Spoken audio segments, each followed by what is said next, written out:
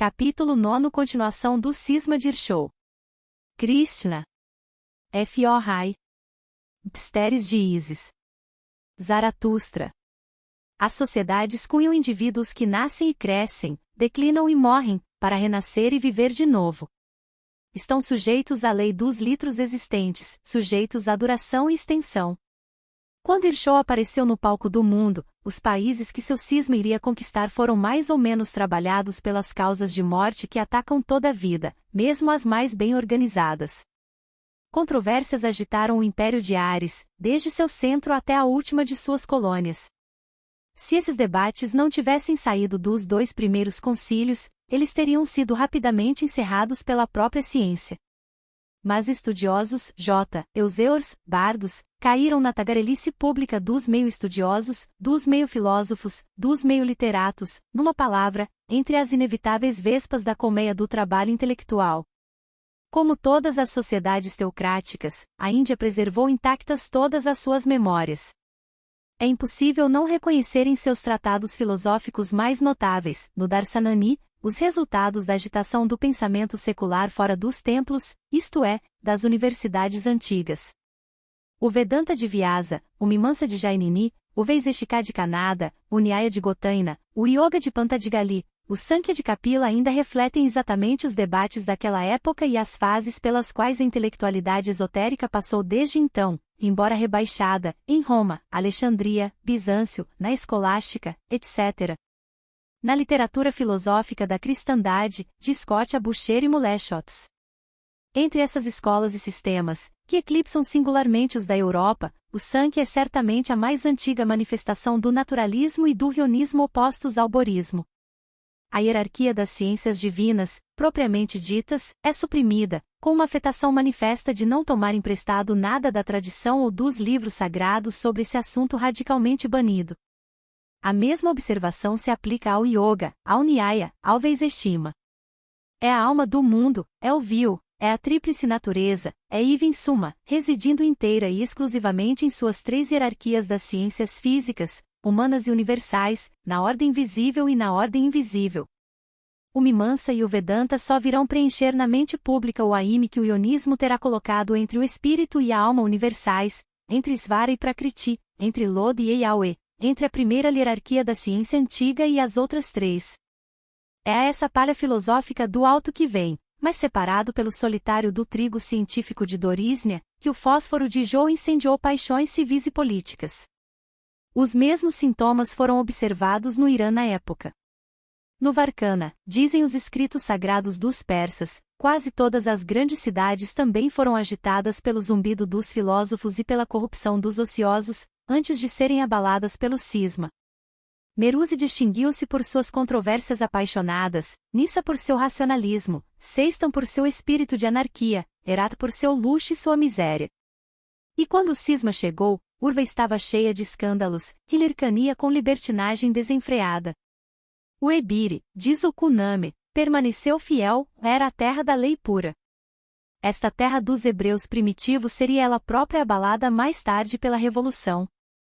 Suas principais famílias, como as dos Leudim da Índia, os ortodoxos bodos da Arábia e os Caldeia, serão expulsos por guerras civis, rolarão com as ondas dos ionijas de um país para outro, guardando fielmente suas velhas memórias, que são cada vez mais confusas, à medida que se afastam dos centros universitários.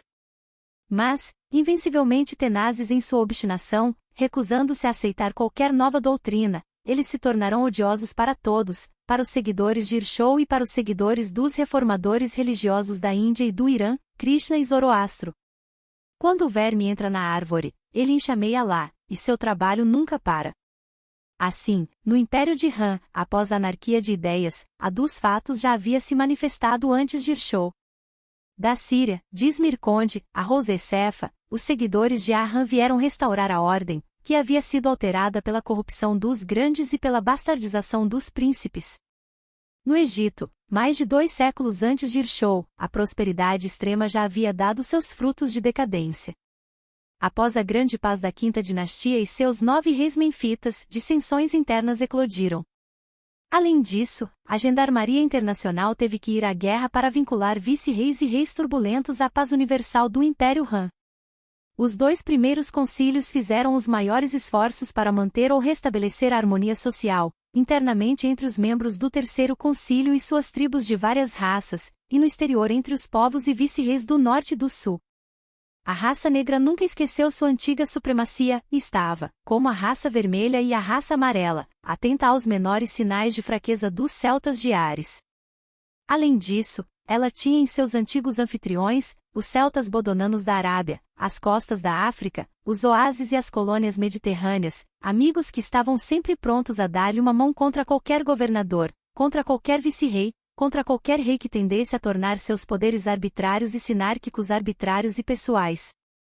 De sua parte, os turanianos da Ásia não eram mais fáceis de manter na antiga aliança, do que os celtas europeus de Thor para conterem seu ciúme feroz contra o Império de Han, e limitarem seus empreendimentos contra suas colônias europeias graças a todas as dificuldades. A sexta dinastia egípcia havia começado com uma guerra civil, vários séculos antes de Irshou.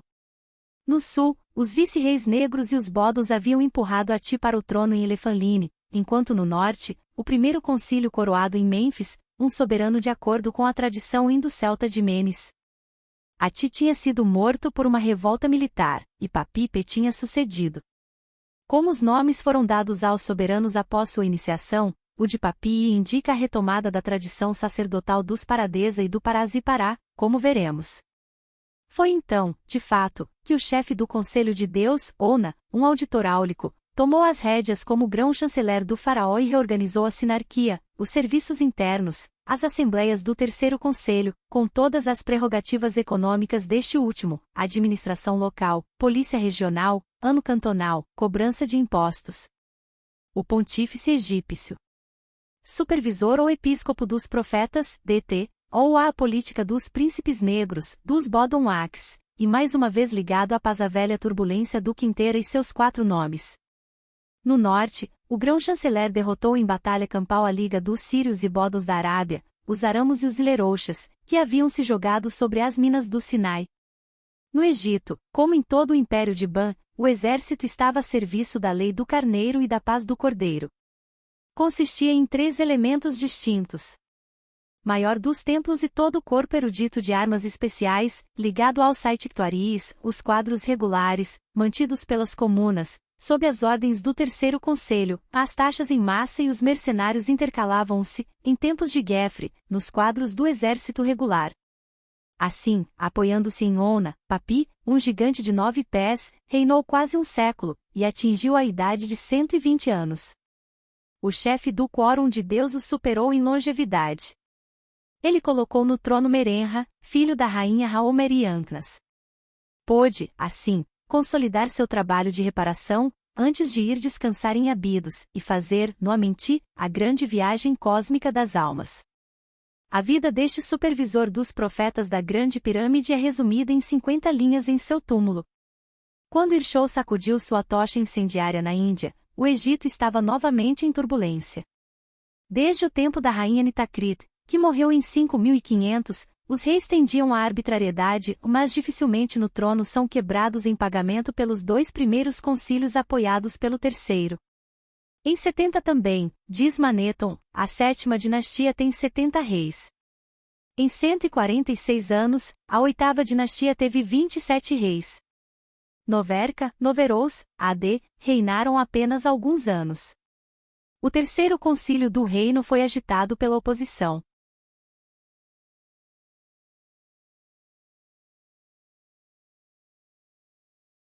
Chefes das diferentes raças, Celta Tamarrous, Red Rotenous, Nassoi por cento Pirs, Celtic Índio Manus. Asterisco 30 léguas para o Cide de Mênfis, um grupo militar de tribos pertencentes aos celtas do Estado-Maior indiano, enviado para todos os lugares, sob o nome de Aracala, para presidir as grandes obras de utilidade pública do Império de Ares, cria uma cidade, e funda a 9ª e 10ª dinastias. Construída em uma ilha no Rio Sagrado, esta cidade dos engenheiros ilitários de Aracala, da qual os gregos deveriam fazer Heracleópolis, enfrentou a anarquia egípcia e tentou lembrá-la à sinarquia de Ares, quando eclodiu o cisma de Irshou e a guerra civil na Índia. Na antiga Caldeia, a mistura de raças só podia ser ligada, como em toda parte, à paz, pelas instituições livres da sinarquia primitiva. Essa lei de Ares, essa organização social, que ainda se encontra, naquela época, divinizada nas margens do Tigre e do Eufrates, sob o nome de Naram-Sin, naquela época, o rei das 4 regiões do Tigre e Eufrates, o representante do Cuxa, reinava em Agau, a cidade de Deus, que mais tarde se tornou Babilônia. As populações, como diz Berosus, foram, desde o início, extremamente mistas. Os comuns, governados pelo Terceiro Concílio, foram divididos entre os turanianos, antigos aliados de Ram, e os árias, ou povo de Ares, também chamados de cuxites ou imperiais. Os primeiros eram chamados de montanistas florestais, ou acads, os segundos sob o nome de comunas agrícolas ou solmirs. O Segundo Concílio, com seu rei da justiça à frente, era composto por esses vários elementos, nos quais os antigos celtas bodonios ainda entravam. O Primeiro Concílio ou Concílio de Deus, o sacerdócio, aprendido especialmente, pertencia aos celtas puros, testemunham o nome dos caldeus. A agitação intelectual que operava em outros países ocorria nas 4 regiões como em toda parte, e o soberano impessoal que reinava sob o nome de Naram-Sin, tinha tudo mais a fazer para evitar que esses fermentos de discórdia degenerassem em anarquia política, pois as raças eram diferentes, e haviam preservado, mesmo na linguagem e nas ideias, mesmo nos rituais e no sacerdócio inferior das tribos, suas fisionomias e suas próprias liberdades. Quando os filósofos esotéricos agitaram a Índia, opondo o naturalismo ao deísmo propriamente dito, as cidades do Tigre e Cufrates tomaram partido a favor ou contra. Foi então que, para ceder à corrente dos inovadores, e conciliá-la com a antiga ordem das coisas, os chefes dos 2 primeiros concílios se colocaram diante da dupla sexualidade dos princípios cosmogônicos, sob a invocação da qual cada uma das cidades foi colocada. Em Eresh, em Nippur, em Eridu, em Awar, em Larsa, em Sipara, em Ilou, em Borsipa, em Kuta, em An, as faculdades femininas Ana, Davina, Anouni, Sharpanit, Las, foram adicionadas aos princípios cosmogônicos masculinos, Anu, Noa, Sim, Samas, Marduk, Nebo, Nergal, etc., etc. A agitação continuava, os Kusha da Índia apertaram ao máximo os poderes da realeza da justiça nas mãos dos celtas puros, daí a dinastia da Nossa. Finalmente, quando eclodiu a guerra civil no Império quando Irshou foi expulso por Taralia das fronteiras do Indo, sua política fez com que a efervescência da discórdia eclodisse por toda parte entre as doutrinas rivais e as ambições das raças. Sem voltar ao que disse no capítulo anterior, quanto ao curso e à fortuna política do cisma naturalista, deixarei a palavra a Moisés, a propósito da nova forma de governo imperial que Irshou introduziu na vida das relações dos povos, derrubando, Tarlut onde seu poder foi exercido, a sinarquia livre e conhecedora do cordeiro e do carneiro. Este, em parte, é o sentido hermético dos versículos em que o futuro legislador dos hebreus caracterizará essa aparição do cesarismo no mundo, Beroessi, capítulo 10, v8, 9, wq alado et nirnerado oael lieiot gibor beaaretz. Oaia gibor tsair lifenei liey e lauken eamar que nirnerad gibor tsair lifenei leve. Cu degenerou em Nirnerad que tentou pela violência ser o Polo Norte, o governante da terra. Nele, o Polo Norte, o domínio era contrário à imagem do bispo, daí está a comparação, como Niv Merod. Polo dominante. Adversário do rosto do bispo. Este, palavra por palavra, é o significado ideográfico do texto esotérico de Moisés. É assim que ele caracteriza a espécie de governo geral que sucedeu à sinarquia teocrática do Cordeiro, o império arbitral de Ares. Eis agora a tradução desse significado ideográfico para a linguagem analítica. O império arbitral foi sucedido pelo império arbitrário, cujo nome característico é o caminho do tigre, Niraerod, cesarismo. Esse tipo de governo queria dominar o estado social terreno pela violência militar, já que o Polo Norte domina o planeta. Nesse tipo, o polo governamental, o poder anárquico ou pessoal, opunha-se ao reino de Deus, a ordem social que é a face refletida do sonho na humanidade. Daí o axioma dos ortodoxos, Nimerod, a arbitrariedade governamental, o poder pessoal, e tudo o que tem a ver com ele, é o oposto, o antípoda do reino de Deus, o adversário impedindo que a fisionomia do Estado se reflita no estado social. Os 3 erogramas principais desses 2 versos são Ku, Nimerod e Gihor.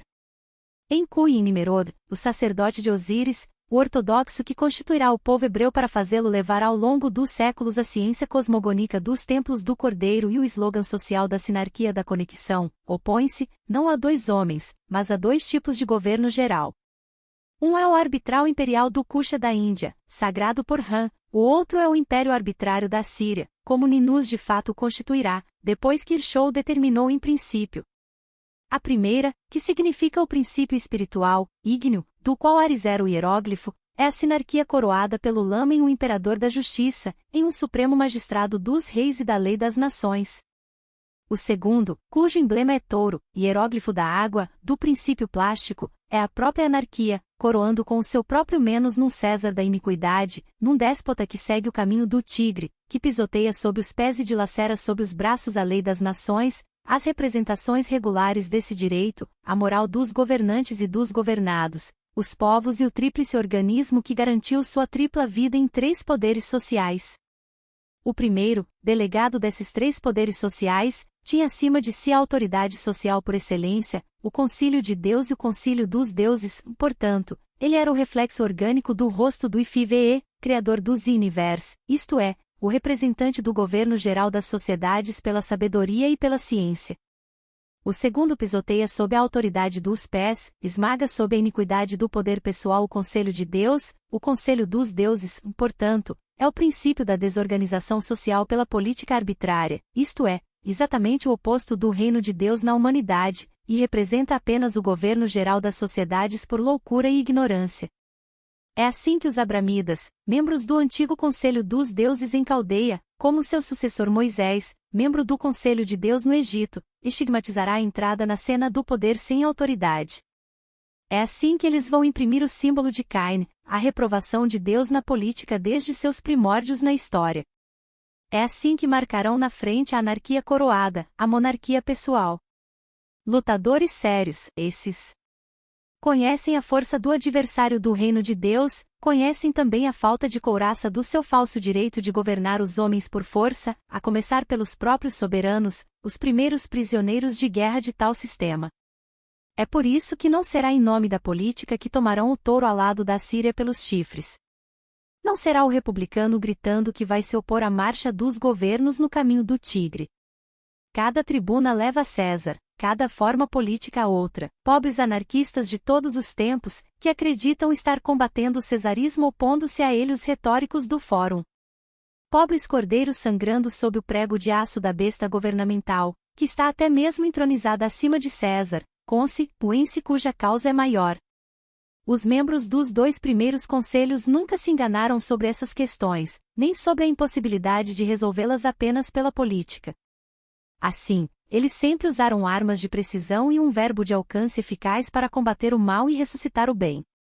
Essas armas são as ciências sociais, este verbo é a autoridade religiosa do ensino universal, reconhecido ou desconhecido, para a felicidade ou infortúnio dos povos, a começar pelos governos e soberanos. 17 séculos e meio antes de Moisés, em 3150 a.C., um membro do Conselho dos Deuses, Krishna, já havia se manifestado na Índia. Os Kusha haviam se beneficiado, como sempre, da guerra civil de ideias e fatos para tornar o arbitral imperial arbitrário vendo a política sangrar a pátria, chocando-se com os Suras e os Asuras, os Pandus e os Kurus, os Ionijas e os Lingayas, vendo, graças a essa desordem, o imperador libertar-se de seus juramentos aos dois concílios, confiscando as liberdades do terceiro, e assim autorizando, sem suspeitar, todos os reis e vice-reis, todos os governadores das províncias para se tornarem independentes dele e se lançarem na revolução feudal. Krishna atacou a causa intelectual do mal social. E embora fosse um membro dos cismáticos, em uma família real que tinha ido para os Ionijas, ele se aproximou dos ortodoxos. Sua iniciação o levou ao concílio dos deuses, e ele o deixou para dar seu testemunho social no exterior. Este testemunho resume-se na magnífica síntese trinilária que preservou até hoje, apesar de todas as dominações estrangeiras, o intelectual, o intelecto, o organismo, a fé, a lei, os costumes que constituem a sociedade indiana. Estão, portanto, estranhamente equivocados ao atribuir à religião a decadência das sociedades, cuja causa, como provaremos abundantemente, nunca se encontra senão na política. Faz 5.034 anos que a cabeça e o coração da sociedade indiana foram preservados da política por este membro do Conselho dos Deuses, e isto apesar de todos os conquistadores, assírios, egípcios, macedônios, turanianos, mongóis, muçulmanos e ingleses. O mesmo fato foi observado em relação à China de Ephor-Hai por 4.834 anos.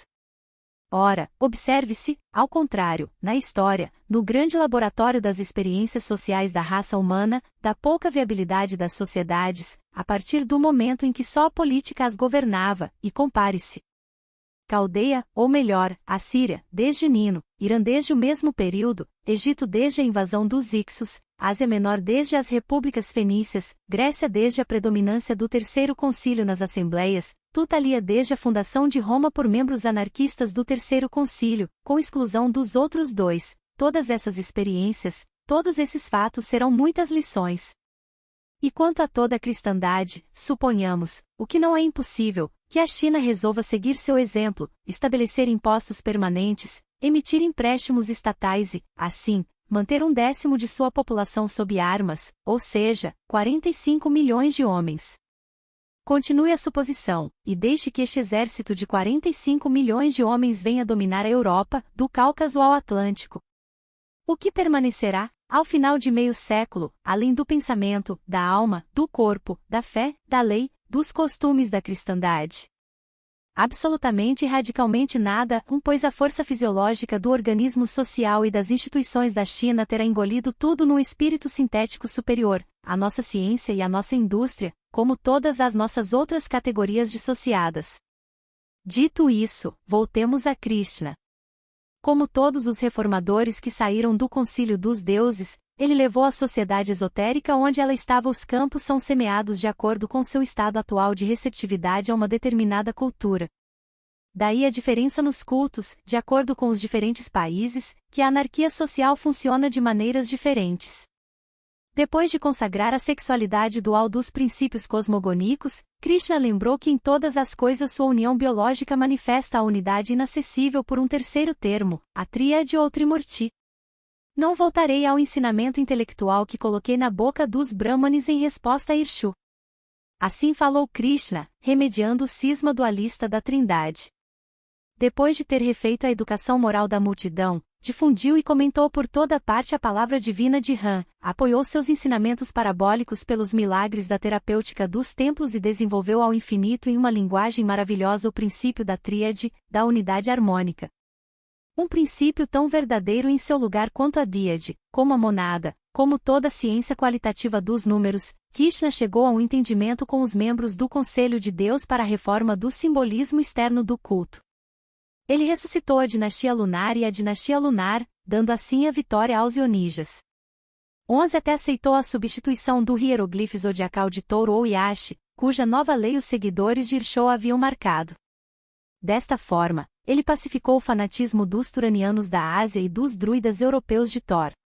Mas mantendo em reserva, com o Código de Manu, que a política se alterará sobre o tema das castas, preservando nos templos toda a tradição social de Ares, todo o esoterismo científico do Cordeiro, ele colocou nos templos, como símbolo de sua nova aliança em Ram, o sol em um campo azul, a estrela mediadora habitada por almas glorificadas, a fonte de luz, vida e paz em nosso céu. Ele manteve os emblemas isolados do ionismo e do dorismo na medida do possível, e os aceitou apenas juntos, o que deu origem em todo o simbolismo a novas ordens ou estilos, que os modernos não podem mais distinguir a não ser através da leitura de Arshi. Ele adotou principalmente como correspondência do homem abaixo com o homem do céu, o onfale ou umbigo, por causa do papel especial do plexo solar nas ciências psicológicas e nas artes psicúrgicas, por causa das analogias desse papel com a luz direta da alma do mundo, uma luz invisível aos olhos físicos. Sua trindade representando essa alma universal, simbolizando as três hierarquias das ciências do sagrado nome de Eva, foi Brahma, Vishnu, Siva, intelecto, palavra, instinto, ao qual acrescentou o Gashti, a tríplice faculdade feminina, o tríplice poder conceitual, Sarasvati, Lakshmi, Bhavani, inteligência, sensibilidade, sensação. Destas três pessoas ele apontou o Midvayer, o medianeiro para a adoração dos fiéis, Vishnu, Laskshi. Tendo assim trazido de volta ao culto público a unidade harmônica através da Trindade, purificado a razão e a moral de toda a educação primária, ele ao mesmo tempo trouxe à luz a condição da antiga liberdade, os três poderes sociais, a antiga arbitragem que havia ganhado para Han, mesmo em suas colônias europeias, o apelido religioso de Liber. O libertador de Lieu, aquele que perde. Mas o Kusha, que se tornou ainda mais arbitrário.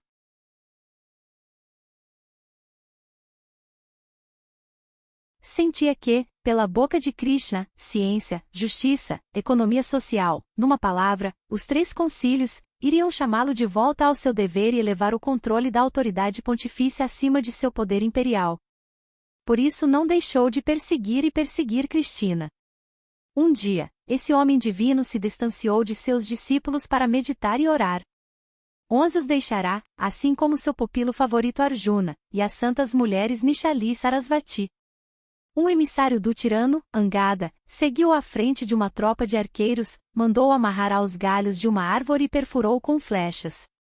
Mas esta vida santa, no entanto, deu frutos divinos no culto e na sociedade, não só dos hindus, mas de todos os povos do mundo. Na Índia, sua moral sublime reconduzia as almas à paz social pela bondade, pela virtude levada ao ponto da renúncia absoluta. Aqui estão alguns ecos tênues de seus ensinamentos luminosos para o povo pobre, diante do qual ele deu seu testemunho, como Jesus.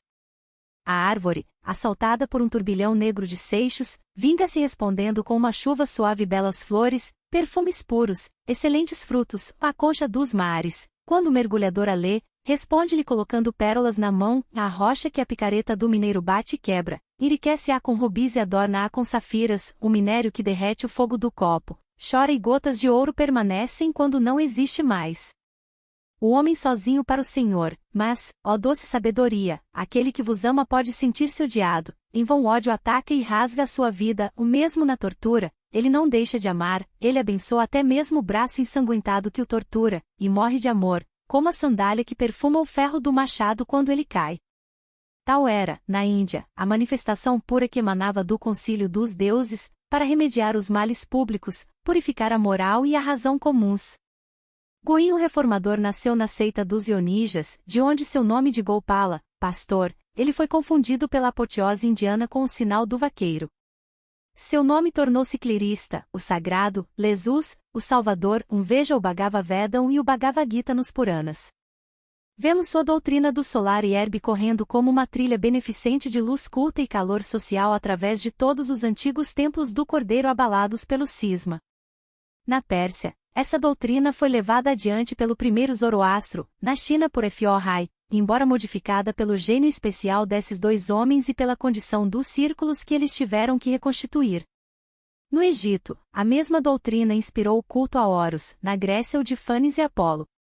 Os templos gregos também deram a apoteose a Krishna na constelação de Buolis, e muitas vezes o confundiram com o próprio Ram na renovação dos mistérios de Baco e Ao.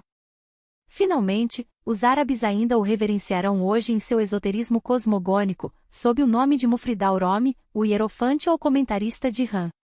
Em 2950 a.C., outro membro do conselho de Ephor-Rai, um dos chefes do Estado-Maior indiano, foi reformar a sociedade do Yin-Ia, às margens do rio, ao qual deu o nome de sua cor simbólica, o Onro, Rio Amarelo. O nome de Ephor-Rai é de origem celta e significa o Pai Vivo. Inspirado no trinitarismo de Krishna, sua síntese intelectual e social estava contida em 5 livros hierográficos, uma espécie de memorando de iniciações. Esses livros eram o Y-King, o Shu-King, o Shi-King, o Li-King, o Yo-King. Todos consistiram principalmente de séries matemáticas ou morfológicas de princípios representadas por hierogramas. O Y-King tinha a ver com a cosmogonia, o Shu-King com a androgonia, ou a ciência dos princípios do estado social. O Shi-King continha em 300 teoremas simbólicos todo o esoterismo de outros conhecimentos intelectuais, morais e físicos.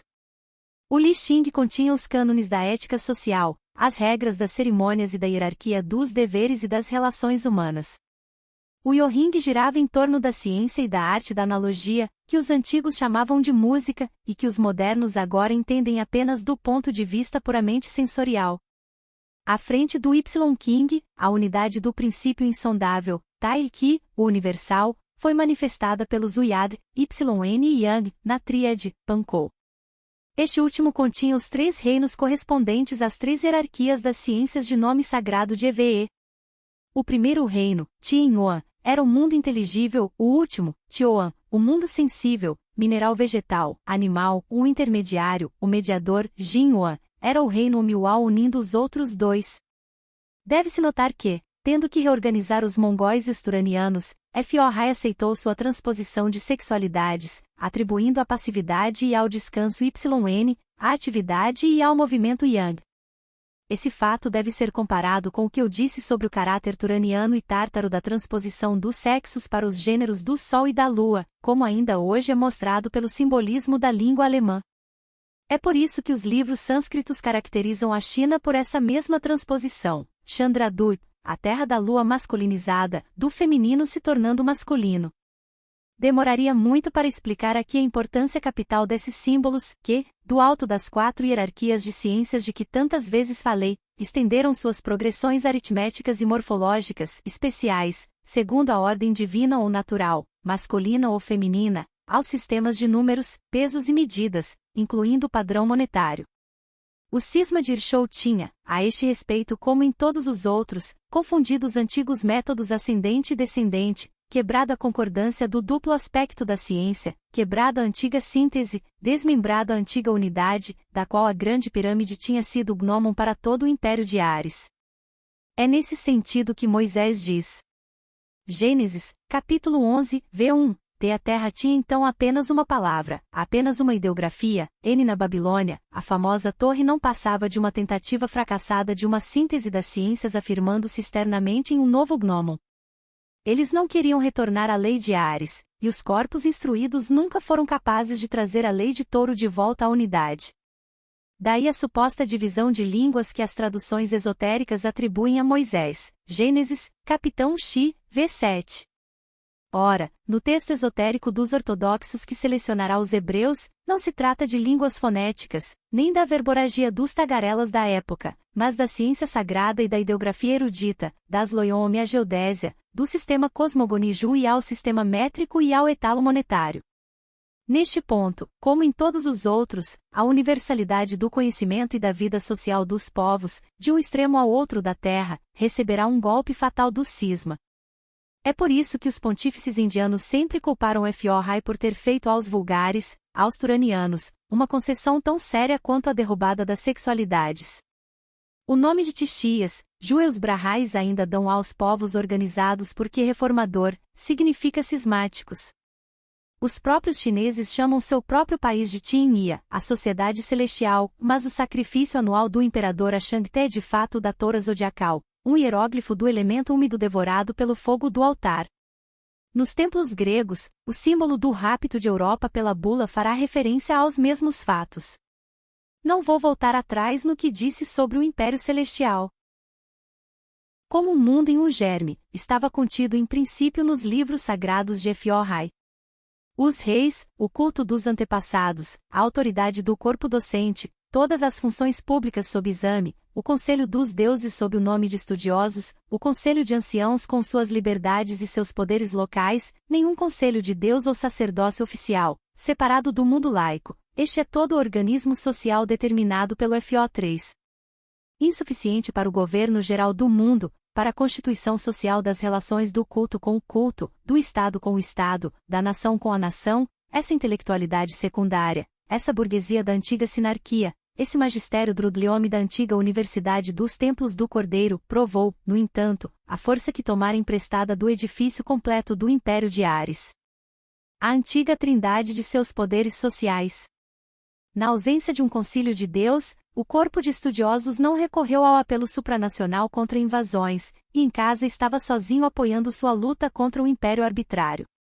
Mas para a honra deste corpo e sua glória eterna, bem como para a do antigo concílio dos deuses, do qual foi a diminuição, encontramo-lo por 4.000 anos, erguido como um pilar de luz contra todos os imperadores tendentes a restaurar seu poder pessoal e a abalar a única autoridade do Império Chinês. A da sabedoria e da ciência guardada pelo corpo docente. À frente do colégio sagrado, foi Tintang quem expulsou o infame que é do trono, é Vovang quem levantará a consciência e as liberdades públicas e deporá o tirano Tiou. Mas essa nobre luta dos literatos não será sem dificuldade.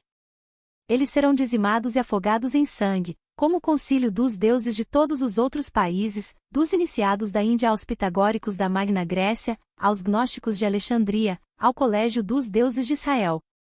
Na China, a perseguição mais atroz foi aquela com que o miserável criminoso Tsintiou afligiu os literatos, arrancando-lhes não só suas vidas, mas suas almas, ao mandar entregar o Shu Qing e o Shi Qing às chamas.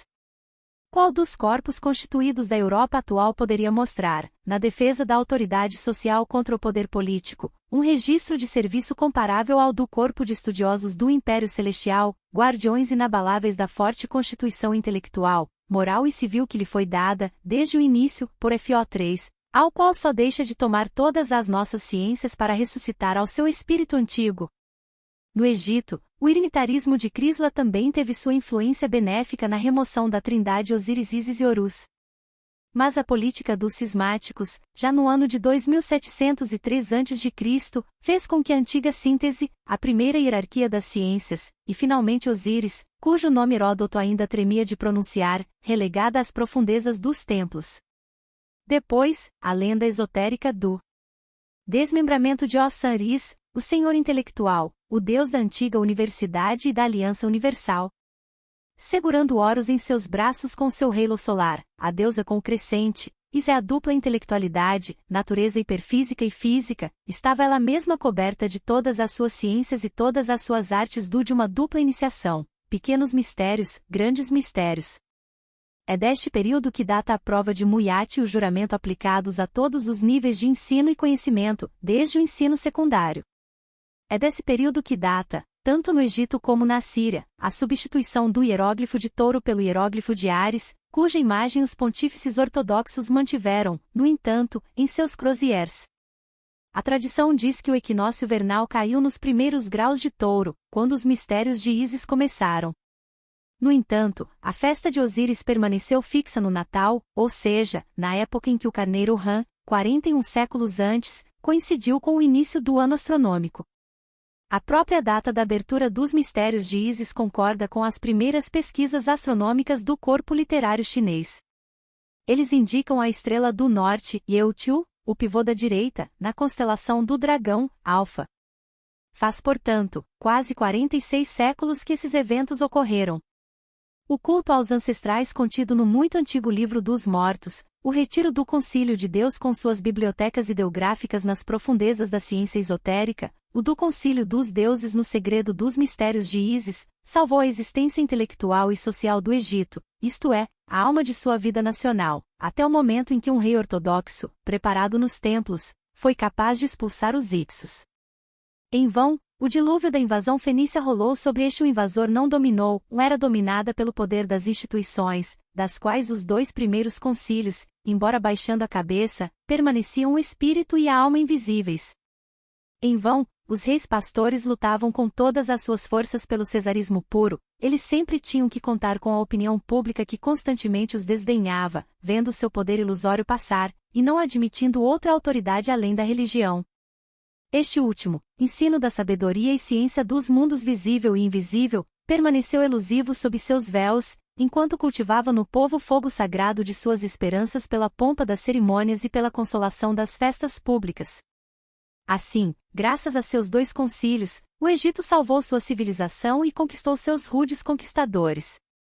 Estes últimos, a fim de revestir seu poder com uma sombra de autoridade, tinha que ir e pedir os ensinamentos dos santuários e, a partir de então, civilizaram-se, por sua vez, submeteram-se à moral e à intelectualidade dominantes e exerceram apenas um cesarismo mitigado. Finalmente, apesar de 9 séculos e meio de dominação, eles foram expulsos por Araus, tanto que a alma nacional do Egito havia sido preservada pelos templos. Outro membro do Conselho dos Deuses também saiu das universidades da Índia para reformar o Varkana. Seu nome de iniciação, Zaratosha, havia sido anteriormente aplicado a toda uma parte do ensino esotérico, dórico, e significou a revelação solar.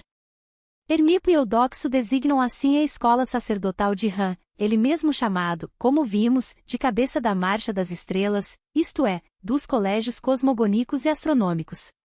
Esses dois autores mencionam, a esse respeito, a data que corresponde à fundação do Império dos Árias ou de Ares, o Carneiro.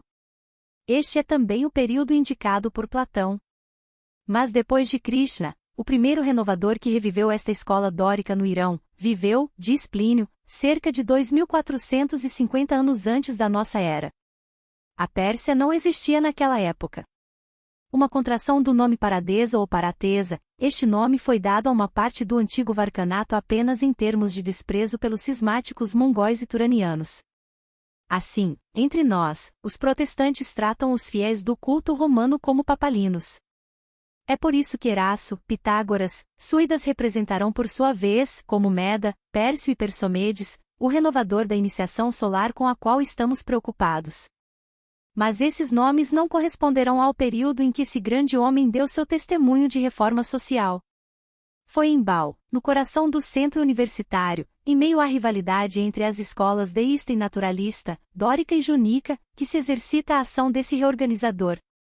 Na síntese esotérica que motivou sua reforma social, e da qual ZMD Avesla contém apenas a abreviação simbólica, muitas vezes alterada, Zoroastro fez o oposto de Fó e Li. Exagerou o radicalismo de sua oposição ao cisma. Na Índia, Krishna, longe de negar o sexual na criação biológica do universo, havia resolvido cientificamente pela Trindade. Ionijas e Lingajas, os dois partidos que agitaram o Império Kusha, estavam suficientemente esclarecidos, suficientemente misturados. Como raças pelas antigas instituições, de modo que as móveis eram sobretudo intelectuais. Poderiam, portanto, ceder à verdade, desde que um homem de gênio religioso a demonstrasse a eles. Foi o que Krishna fez. Na China, tendo que lidar com uma maioria de povos turanianos e mongóis que haviam derrubado a ordem das ideias ligadas aos símbolos sexuais, Fó Li havia admitido esse erro a eles, a fim de trazê-los de volta ao irinitarismo de Krishna. Na Pérsia, Zoroastro, um homem de Ares, um iniciado ariano e dórico, viu-se frente a frente com uma onda turbulenta de turanianos. Este último agitou templos, universidades e discussões públicas. Mas, longe de terem apenas a inteligência pura e a preocupação com a verdade como motivos, estavam transbordando de apetites e aciões políticos. Os arianos, os antigos celtas europeus, tinham em todos os lugares precedência no império e nos templos, exceto Turan propriamente dito. Assim, o cisma de Irshou tinha sido uma boa oportunidade que os homens de Touro não tiveram o cuidado de não explorar para suplantar os de Ares. Naturalismo nos templos, republicanismo com vistas a dissociar os áreas, depois cesarismo militar em benefício próprio. Tal era o jogo dos turanianos para se empurrarem para os magníficos reinos e belas colônias da antiga sinarquia do Agial. É por isso que Zoroastro teve que se preocupar menos com a verdade absoluta do que com a ordem relativa. É por isso que ele dobrou sua raça em um dorismo exagerado. Certamente mais inspirado pelas necessidades da defesa nacional do que pela própria ciência. Como Krishna, e como Fó Rai, ele colocou a integridade divina acima da discussão, no mistério mais profundo do esoterismo, sob o nome de Vod. Sua guerra intelectual contra os turanianos foi especialmente confirmada na Díade, que havia sido a principal causa da divisão de mentes, e que permaneceu o pretexto transcendente para a política anárquica e cesariana dos invasores. É por isso que, suprimindo a sexualidade feminina na Díade, Zoroastro apresentou esta última não como a união biológica de dois princípios indivisíveis, mas como o dualismo dinâmico de dois princípios absolutamente contrários, um bom, outro ruim, um iraquiano, por assim dizer, o outro turânico. Esses dois princípios, Hormuz e Arima, estavam em iniciação esotérica arbitrados por um terceiro termo, Mitras, representando a trindade mediadora e a mediação solar. Mas, influenciado pelas necessidades políticas do meio que ele estava reformando, Zoroastro cometeu, ao apresentar a Díade ao mundo exterior de forma dualista, o grave erro pelo qual os dois primeiros concílios da Índia o censuraram. Era transportar a noção de mal para fora de seu domínio, que é o livre-arbítrio do homem, sua faculdade de se inspirar de baixo no instinto físico, e não de cima na inteligência.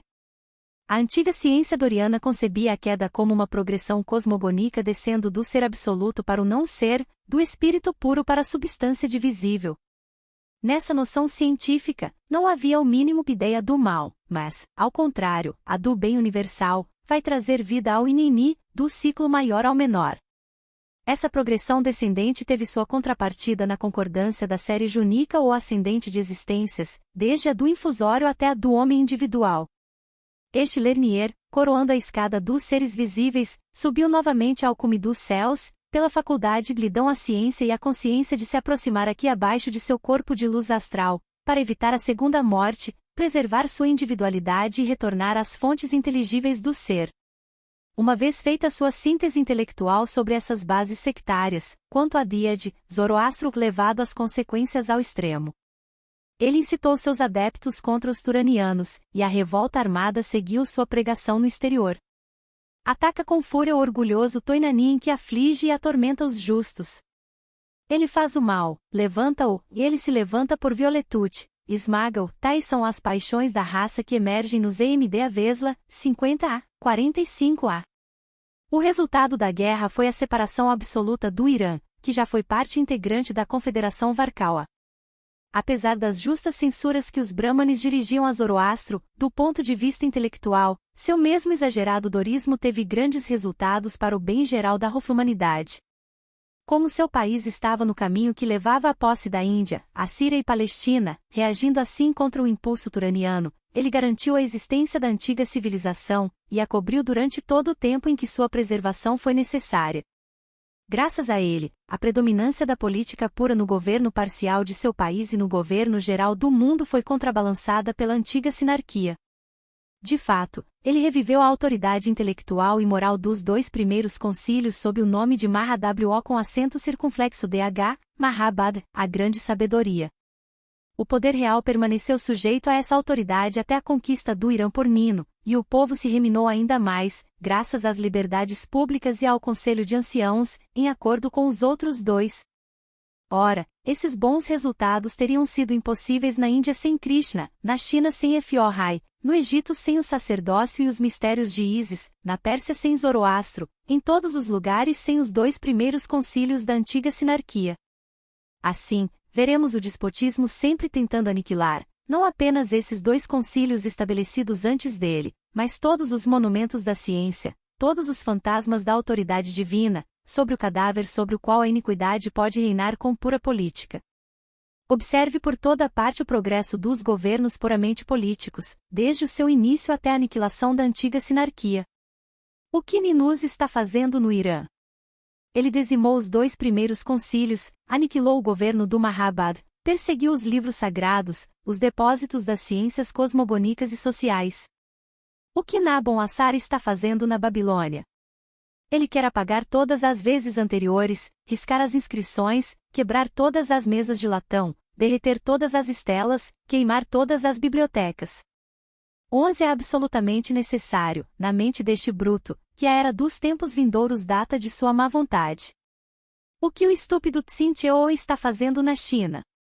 Ele proíbe, sob pena de morte, que qualquer livro, nenhuma coluna, nenhuma pedra gravada possa permanecer, antes de sua miserável individualidade, exterminou os literatos. O que está fazendo o Conselho de Anarquistas Prud'homes em Roma, que fundou a República? Ele hipocritamente suprime os livros de Numa, testemunhas da ciência etrusca e da autoridade dos dois primeiros concílios da antiga sinarquia. O que fazem os Césares de Roma? Exatamente o mesmo que seus protótipos caudí. O direito romano está cheio de perseguições contra a ciência antiga, contra as artes antigas. De César a Diocleciano, a política romana entrega às chamas as bibliotecas preservadas pelos dois primeiros concílios. Foi César quem queimou a biblioteca ptolomaica, foi Diocleciano quem queimou a do Serafim de Mênfis, e que também seguiu a mesma linha de conduta em relação aos livros persas. Finalmente, é Teodósio que, depois de Constantino, se cobre do cristianismo para aniquilar todos os templos, guardiões da antiga ciência e da antiga tradição social. Ora, uma vez que se guarda esse fio secreto da história, não é mais admissível entender mal o fato de que a religião era em toda parte a salvaguarda da ciência, da boa organização social e das liberdades públicas. Pelo contrário, a política foi, desde a sua origem, a demanda antissocial do pacto com suas consequências: ignorância governamental, iniquidade nas relações sociais, fatalidade substituída pela velha liberdade. Depois de termos mostrado neste capítulo os esforços da antiga sinarquia para combater localmente o anarquia governamental, assistiremos no seguinte cliáptrito à resposta deste último pela organização do cesarismo assírio. O remédio virá novamente dos 2 primeiros concílios esmagados em caldeia pela arbitrariedade do governo. Ficaremos por um momento no exílio autoimposto de um grupo de neomuçulmanos ortodoxos conhecidos pelo nome ideográfico de Abrão.